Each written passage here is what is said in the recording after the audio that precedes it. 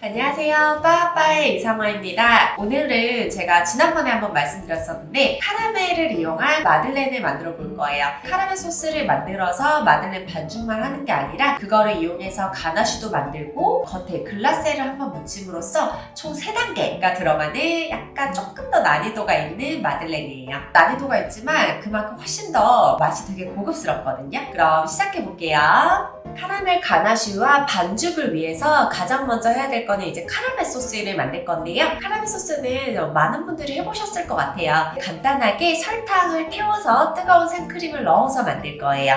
자, 중불로 설탕을 녹여보도록 할게요. 네, 양이 많지가 않아서 그냥 한 번에 다 부어주셔도 돼요. 그리고 버터는 지금 차가운 상태로 따로 계량되어 있고요. 생크림을 전자레인지에 1분 정도 돌려서 80도 정도 온도에 도달해 있는 상태예요. 설탕이 어느 정도 녹을 때까지는 주걱으로 젓지 마시고 가볍게 냄비를 흔들어서 섞어주시는 게 좋아요. 안 그러면 주걱에 너무 많은 설탕 덩어리가 묻어있기 때문에 나중에 작업하기가 힘들어지거든요.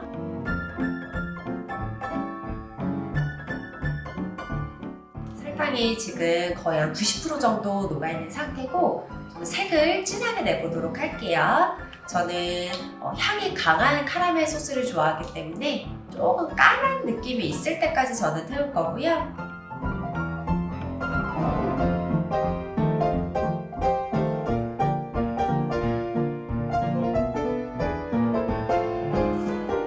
지금 보시면 굉장히 진한 갈색으로 변해 있어요. 자, 이 상태에서 불을 끄고 버터를 먼저 넣도록 할게요. 생크림을 먼저 넣으면요 더 이렇게 확 끓어오르거든요. 좀 위험하기 때문에 버터를 먼저 넣고 생크림을 넣어주세요.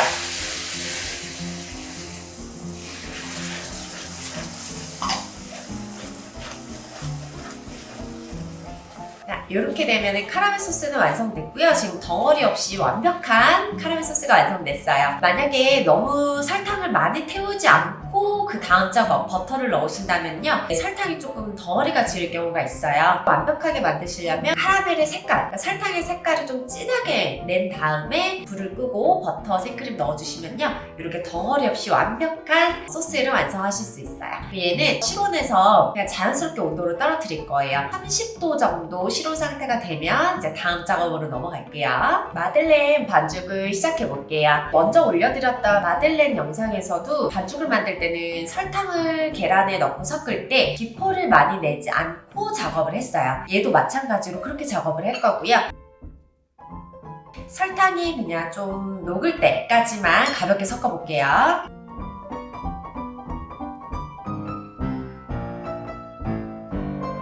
기포가 많이 올라오지 않을까 막 이렇게 걱정을 많이 하시는데 그렇게 하지 않으셔도 손으로 작업하는 거기 때문에 괜찮아요. 이 정도로 가볍게 섞어주신 다음에요 여기다가 채친 가루 넣어볼게요.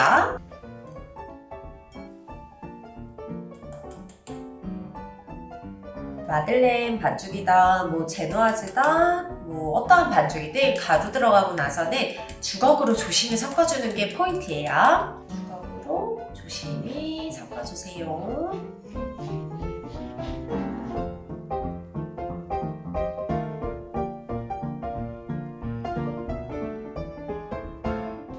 자, 날가루가 보이지 않으면요 여기에 카라멜 소스 그 다음에 녹인 버터 섞어보도록 할게요. 카라멜 소스 넣고요. 녹인 버터 넣겠습니다. 또 주걱으로 조심히 완벽하게 섞어주시면 돼요.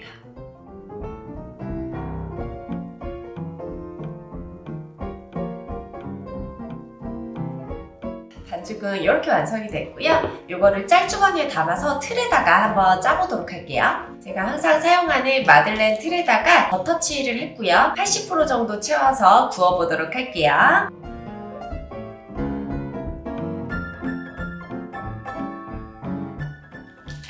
큰 마들렌 사이즈로 6개 정도 나오는 분량이고요. 냉장고에 30분 정도 휴지시켰다가 레시피에 나와 있는 대로 오븐에 구워보도록 하겠습니다.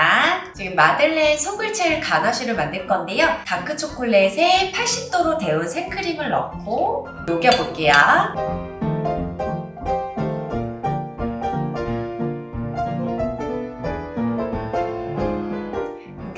초콜릿이 다 녹았고요. 이제 여기다가 카라멜 소스 완전히 식은 상태로 한번 섞어보도록 할게요.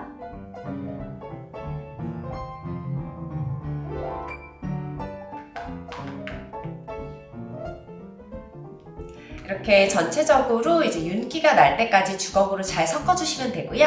얘는 짤주머니에 담아서 실온 보관하고 있을게요. 마들렌 뒤쪽에 코팅할 글라스를 만들 건데요. 슈가 파우더에 이제 카라멜 소스 뜨거운 물을 넣고 한번 섞어보도록 할게요.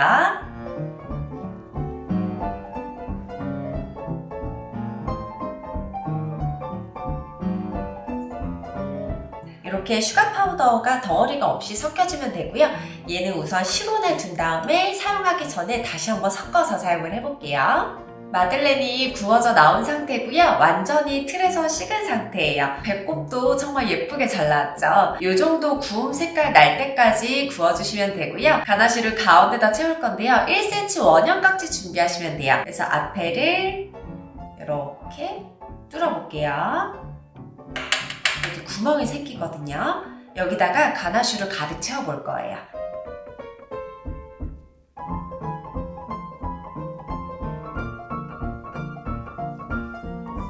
카라멜 가나슈를 채워볼게요. 속에도 꽉 찰 수 있도록 가득 채워주세요. 이 상태에서 이제 아랫부분에는 아이싱을 한번 묻혀보도록 하겠습니다. 아이싱을 사용하시기 전에 한번 이렇게 주걱으로 가볍게 섞어주세요. 표면이 좀 말랐을 수도 있기 때문에 만약에 농도를 봤을 때 조금 되직한 것 같다 싶으면 물을 살짝 더 넣어주셔도 괜찮아요. 아랫부분에 전체적으로 골고루 발라주세요. 얇게 한번 긁어낼게요.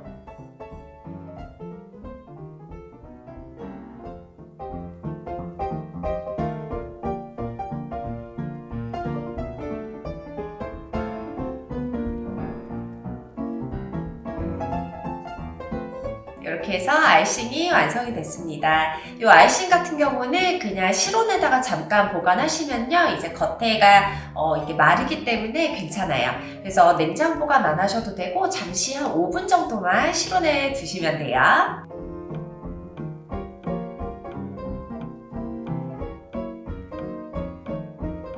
이렇게 아주 고급스러운 카라멜 마들렌을 완성을 해봤습니다. 어떠세요? 생각보다 그렇게 또 어렵진 않아요. 근데 뭔가 그냥 딱 마들렌을 구워서 바로 아이싱을 하는 것보다는 조금 난이도가 있는, 왜냐면 가나슈를 만들어야 되고 카라멜 소스를 만들어야 되기 때문에요.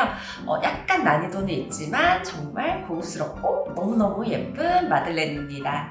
제가 한번 먹어보도록 할게요. 가운데가 이렇게 가나슈가 들어가 있어요. 가나슈랑 같이 해서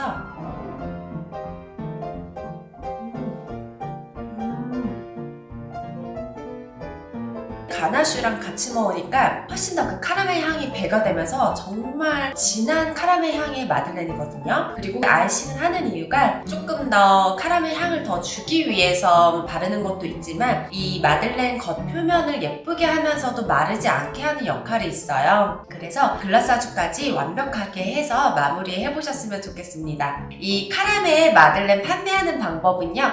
우선은 가나슈를 채우기 전까지 마들렌만 구워놓은 상태에서는 얼려놓으셨다가 걔를 냉장고에서 해동하시고 그 다음에 가나슈를 채워서 얘를 실온에서 판매하실 때는 비닐을 작게 잘라가지고 이 앞에 가나슈가 다른 데 묻을 수가 있기 때문에 앞쪽에 붙여가지고 실온 보관하면서 3일 정도 판매하실 수 있어요. 더운 여름에 판매하시면 이틀 안에 판매하시는 게 좋은데요. 겨울에는 3일 정도 실온 보관하면서 판매하시면 좋습니다. 저희 이제 2024년 새해 첫 번째 영상인데요. 제가 이번 크리스마스 시즌 때 저희 가게에서 일하는 사람이 너무 이제 부족해가지고 제가 거의 한 2주 동안 영상을 못 올려드렸더라고요. 그래서 진짜 너무 죄송하게 생각하고요.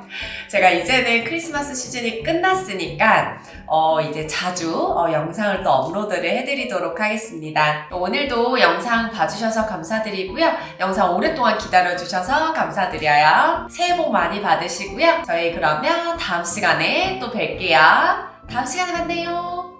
안녕.